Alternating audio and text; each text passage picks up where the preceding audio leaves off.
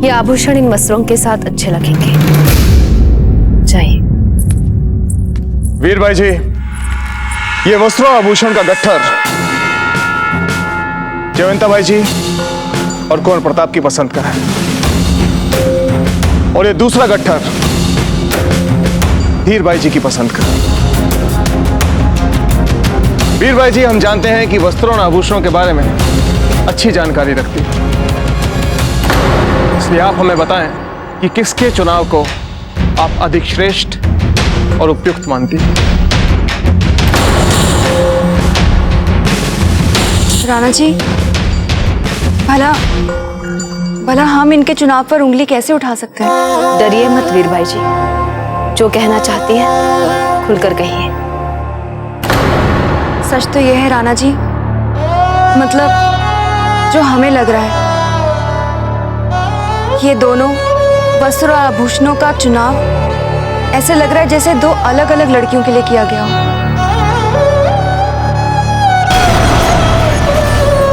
ये आप क्या कह रही है वीर भाई जी? हम सभी ने ये फूल कवर के लिए ही चुना है। उन्हीं का विवाह हो रहा है प्रताप से।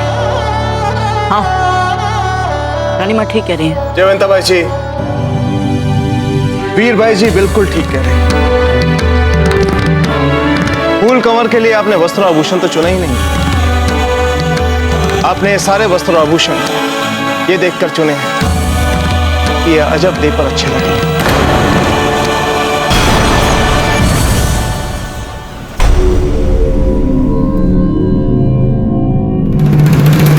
आप सभी यहां से जा सकते हैं।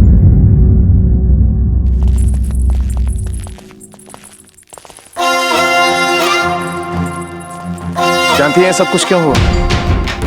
क्योंकि आपके और कुंवर प्रताप के मन में अजब देह बसी हुई है। सच कहिएगा जयवंता भाई जी, क्या आपकी मन से इच्छा नहीं कि कुंवर प्रताप का विवाह अजब देह से हो जाए? नहीं राणा जी, ऐसी बात नहीं। जयवंता भाई जी, अपने मन की इच्छाओं और भावनाओं को छुपाने का प्रयास मत कीजिए। मन के भावों को छिपाना आपको आता ही नहीं है जयवंता भाई जी, तो फिर क्यों प्रयास कर रहे हैं? जब से हम यहाँ आए हैं यही देख रहे हैं। आपके हाव भाव से यही लग रहा है जयवंता भाई जी जैसे आप अपने पुत्र के विवाह की तैयारियां नहीं कर रहे हैं, बल्कि आप इन्हें युद्ध पर भेजने की तैयारियां कर रहे हैं। आपको हो क्या गया जयवंता भाई जी?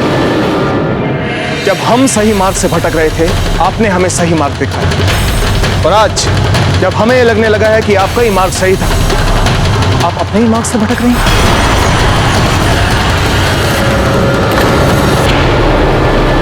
सच कहें जयवंता भाई जी, जीवन में पहली बार आपने सत्य का मार्ग छोड़ा, आपने धर्म का मार्ग छोड़ा, इसलिए राजनीति के लिए।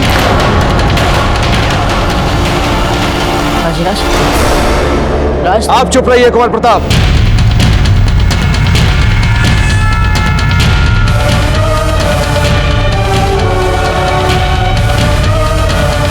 आपको क्या लगता है आपके दाजीराज कठोर हृदय के आपकी भावनाओं को समझ नहीं सकते? राजधर्म के नाम पर बार बार आपसे बलिदान की अपेक्षा करेंगे? सोचिए कुंवर प्रताप, क्या आपको अजब देह से अच्छी बीनड़ी कहीं मिल सकती है?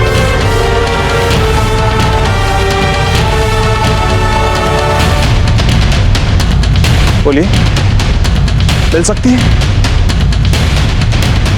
राणा जी, हमारे विचार से यह समय भावुक होने का नहीं। यही समय है भावुक होने का धीर भाई जी। अपनी आंखें खोल कर देखिए। आपको क्या लगता है कुंवर प्रताप को सुरक्षा के लिए सहस्त्रों लाखों सैनिकों की आवश्यकता है?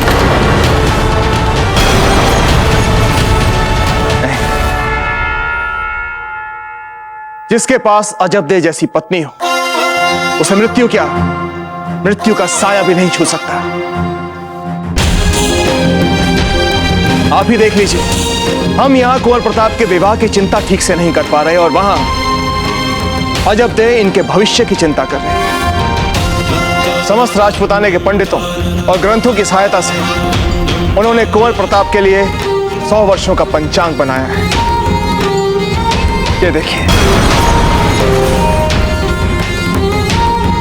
और ये पंचांग उन्होंने इनके शासन में सहायता के लिए नहीं बनवाया, बल्कि उनकी लंबी आयु की कामना के लिए बनवाया है। अजब दे के इस उपहार ने एक बार फिर से सिद्ध कर दिया है कि वो कुंवर प्रताप की लंबी आयु के लिए केवल पूजा पाठ ही नहीं करती, व्रत उपवास ही नहीं रखती, बल्कि हर घड़ी हर क्षण ईश्वर से प्रार्थना करती है। वो कुंवर प्रताप के बारे में कुंवर प्रताप के परिवार से अधिक सोचती है, उससे आगे बढ़कर सोचती है।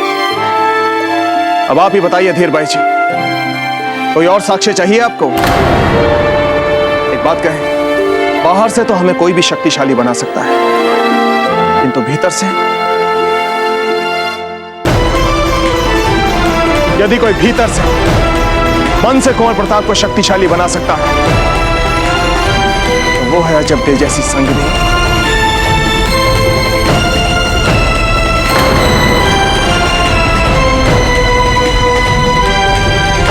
राणा जी, आपकी बातों से ऐसा व्यतीत हो रहा है जैसे आपने अजब दे के लिए बहुत पहले से ही मन बना लिया था।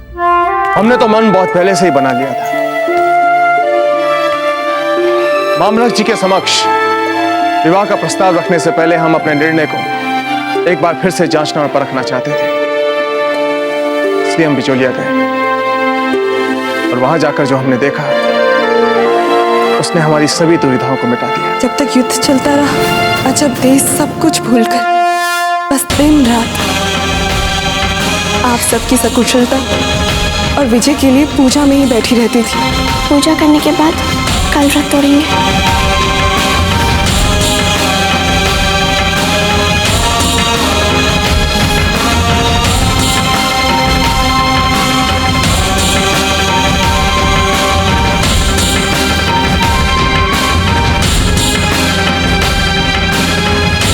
ये विषाक्त किरण अजब दे को काट रहा था और संभवतः बाजूराज की नींद न खुल जाए, इसीलिए अजब दे चुपचाप ये पीड़ा सहती रही। क्योंकि कुंवर प्रताप और अजब दे मन ही मन एक दूसरे को पहले से ही पति पत्नी मान चुके हैं।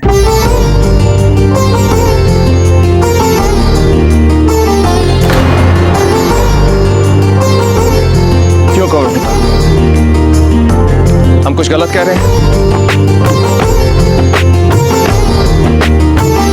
उत्तर दीजिए।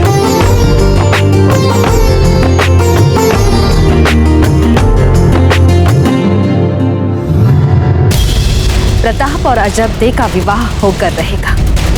देखते हैं कौन रोकता है उसे। अब कुछ ही दिनों में मेवाड़ के वर्तमान राजा और भविष्य के राजा इनका बहिष्कार कर देंगे और फिर धीर भाई जी की हैसियत एक दासी से भी कम होगी। धीर भाई जी, जी हम राव मामलक जी के पास अजब दे का हाथ मांगने बिचौलिया जाएंगे, इसलिए हम चाहते हैं कि आप पूरी की पूरी यात्रा की तैयारियां करें। हाँ जी राणा जी। हाँ जी।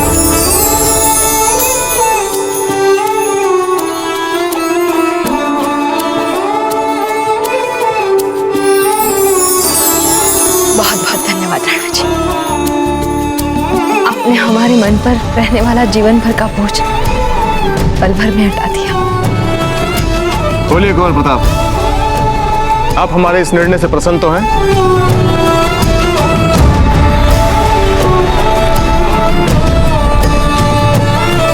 हम अभी सबका मुंह मीठा कराते हैं।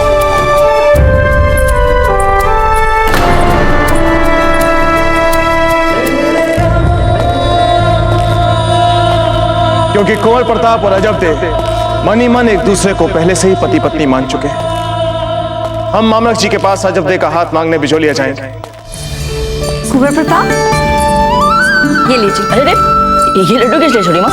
अच्छा, इतने भोले भी मत बनिए, आपका रिश्ता पक्का हुआ है तो क्या हम आपका मुंह भी मीठा नहीं करवाएंगे? लीजिए।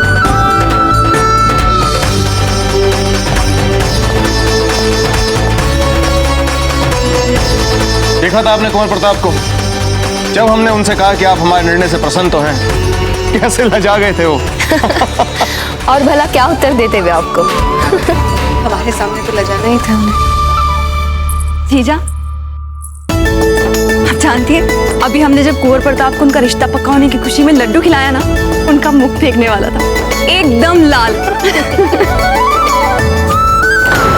जीजा, आपको बहुत बहुत बधाई।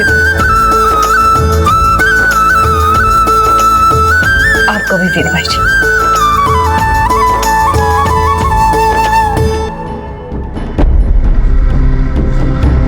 क्या हुआ जीजा? आपके मुख की रंगत उड़ी उड़ी सी क्यों लग रही है? मतलब बाकी सबके चेहरों पर तो हर्ष और उल्लास है, किंतु आपके मुख पर तो ऐसी कोई परछाई तक भी नहीं दिख रही। कैसी बातें कर रही हैं वीर भाई जी? कुंवर प्रताप का विवाह हो रहा है, हमसे अधिक प्रसन्न कौन हो सकता है? खिलाइए हमें लड्डू। जी।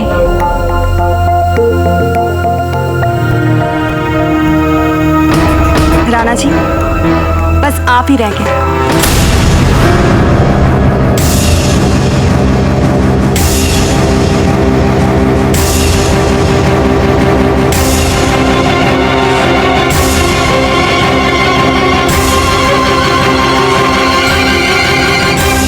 जयवंता बाई जी, हमें बिचौलिया जाने की तैयारियां करनी है, चलते हैं।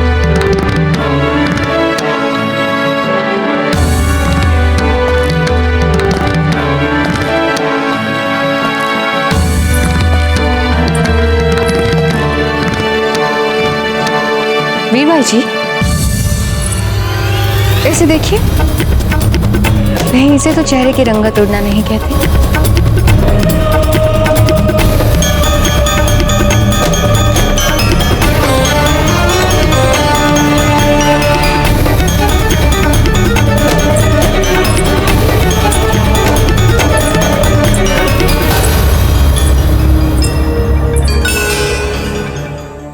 वीर भाई जी, हमें खिला दीजिए लड्डू। महलों में अजब देसी बहू आने वाली है, जितनी मिठाई खाए कम है। लाइए।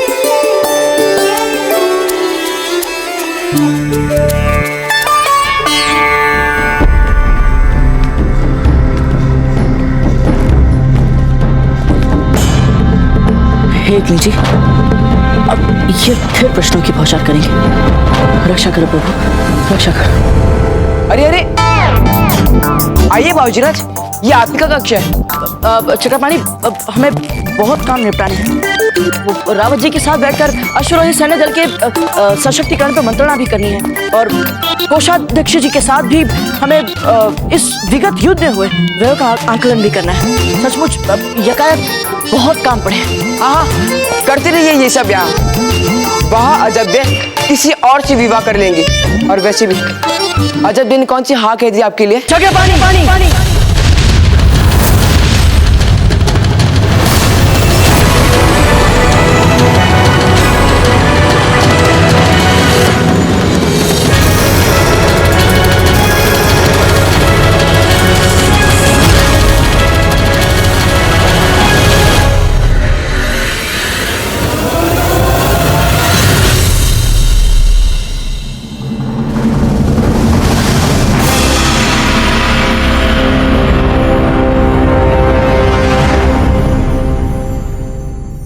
हमें क्षमा करना मित्र, पता नहीं कैसे आवेग आवेग में हमें इतना क्रोध आ गया।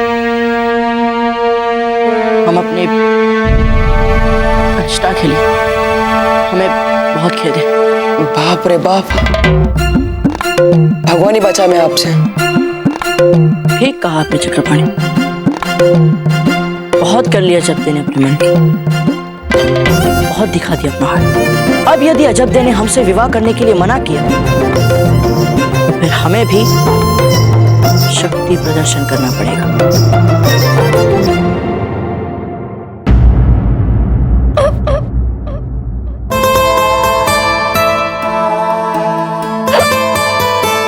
अच्छा, कोई है? देखो तो कितनी हिचकियां आ रही हैं। जब देखो तुरंत शीतल जल दो।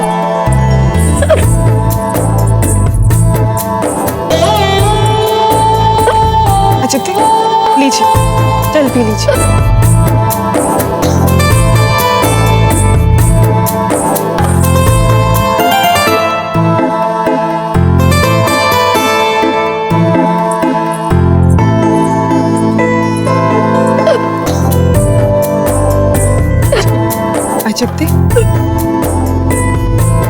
लगातार तीसरी बार आपको हिचकियां आ रही हैं। हमें तो लगता है वो सच्चे मन से आपको स्मरण कर रहा है। माँ, हमें लगता है हमें ये कढ़ाई शीघ्रता से पूरी कर लेनी चाहिए, नहीं तो देर हो जाएगी। कहीं कुंवर प्रताप तो आपको स्मरण नहीं कर रहे?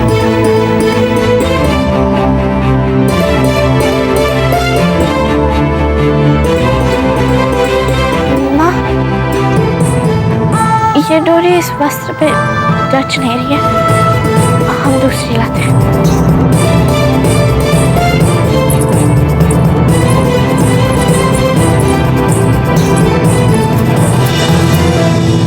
अरे बाबूजीराज, लगता है युद्ध लड़ते लड़ते आपका हृदय तीर तलवार हो गया है। क्या मतलब? शक्ति प्रदर्शन करके आप अजब से हाथ कहलवाएंगे। तो इसमें क्या हुआ? यदि एक बार सुनियोजित और प्रभावी बल प्रयोग किया हमने, तो देखना अजब दे 2 पल में हमसे विवाह के लिए मान जाएगी। क्या बात कर रहे हैं आप बाबूजीराज? अजब दे के सामने खुल के तो बात नहीं कर पाते आप, बल का क्या प्रयोग करेंगे?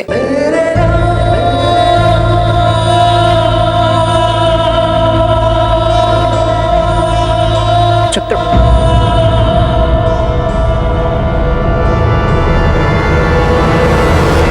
आप हमारे मित्र हैं या फिर अजब दे के? आपके आपके तो फिर हमें क्यों उलझा रहे हैं आप? हम जानते हैं चक्रपाणी, आपने हमारी समस्या के लिए कोई ना कोई तो उपाय सोच लिया होगा। अब आप समय मत गवाइए, हमें शीघ्र बताइए। वही तो बताना चाहते थे आपको, पर क्या करें, आप इतने अधिक व्यस्त थे। कोषाध्यक्ष जी से गहन मंत्रणाएं, सेना का सशक्तिकरण। अरे सीधे सीधे बताते या फिर यहीं दिखाया आपको सेना का सशक्तिकरण? अरे बाबूजीराज, हमें छोड़िए। बोलिए। अजब दिन आपको कैसा सुरुचिपूर्ण स्नेह भरा उपहार दिया। शताब्दी पंचांग अमर विचार से भी